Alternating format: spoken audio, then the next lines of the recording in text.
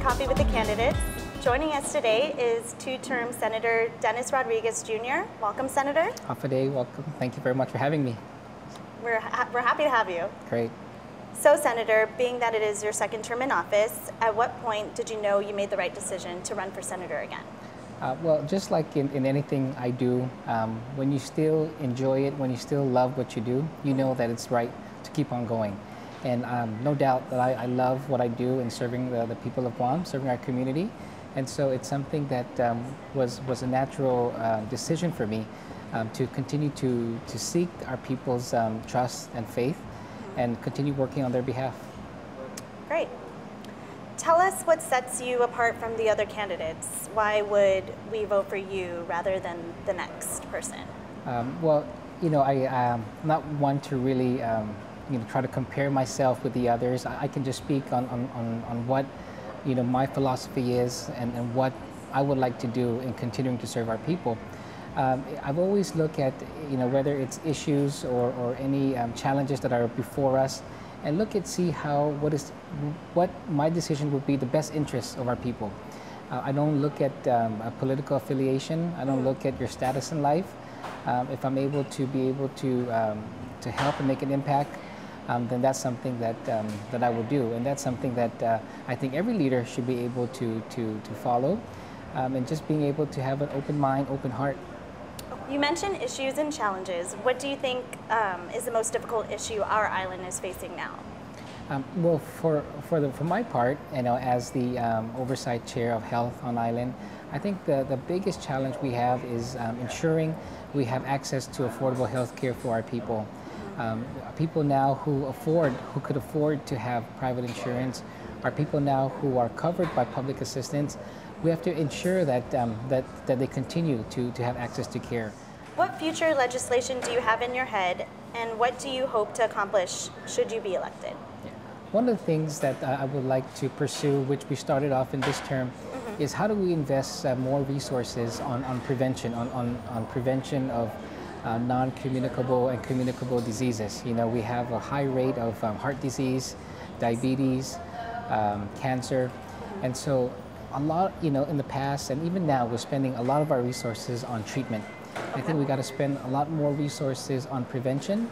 A lot of these illnesses that are affecting our families on Guam are preventable, and so that's something is looking at how we can leverage whatever limited resources we have and promote and encourage our community to fight this by simple prevention. Okay, Senator, so now for the fun questions. Okay. If you were to have an off-island guest, which village fiesta would you bring them to? I would take them to 3 different villages, but the first one I'll take them to is Umatic. Okay. In Umatic, I've developed an affinity for the people of Umatic and the village. During my first term, there was a school there, FQ Sanchez, that was slated to be closed. And I got to know the people there and fight for to keep that school open.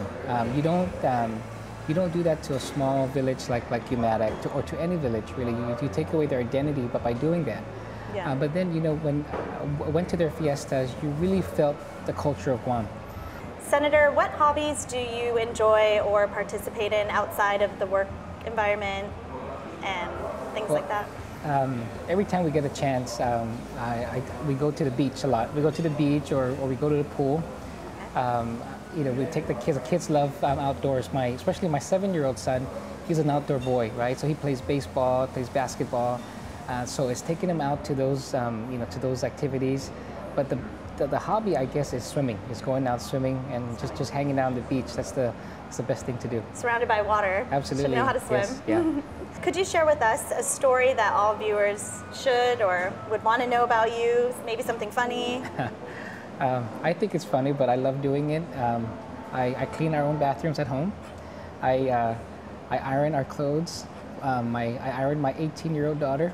She'd probably kill me, but when she was going to high school, I always iron her uniform. I do the laundry. Wow. So I do those chores at home. I feel like, you gotta be able to help my wife. She did the hard work of keeping and growing our kids 9 months in her belly, so I gotta do that. Wow. Yeah, absolutely. That's very admirable. So, Senator, tell me, at any time in history, Name one person you would like to change places with and why. Well, I've always shared when I first ran for governor, when I first ran for senator, that one who inspired me was the late Governor Ricky Bordallo. My father was heavily involved in his campaign during his first and second term, and as a young boy, I used to follow my dad, all to pocket meetings and to all these political functions. And the late Governor Bordallo has really made an impact in me.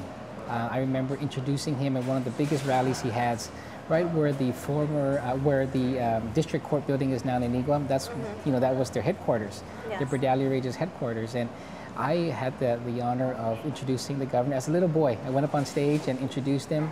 He came up and he said, these young folks here are future leaders. Whatever we do here today, whatever we do on our island today will impact them. Wow. And so that always, left an impact with me. And so, if that was one person in history where I would want to trade places, it's definitely with him. I saw the type of leadership that he had, the type of love and passion he had for our people. He was very humble. That's what I saw. And so that's someone who I've been inspired by, and I look forward to be able to reliving some of his leadership styles and how he cared for our people. Senator, if you would like to send a special message to our viewers, feel free to address them now. Great. Well, first of all, I want to thank Sorensen for having me here and for doing this as a public service to our people. Of course, to our people of Guam, I'd just like to, first of all, thank you for the opportunity to serve you this past 4 years. And I ask you for your vote and your support once again, that you'll allow me to be able to work on your behalf, to continue the work for our people, and to be a part in making our island a special place that it is. Thank you again to Diyos Maasi and maraming salamat po. Senator Rodriguez, thank you again for joining us with Coffee with the Candidates here at the Port of Mocha Coffee House. We'll be right back.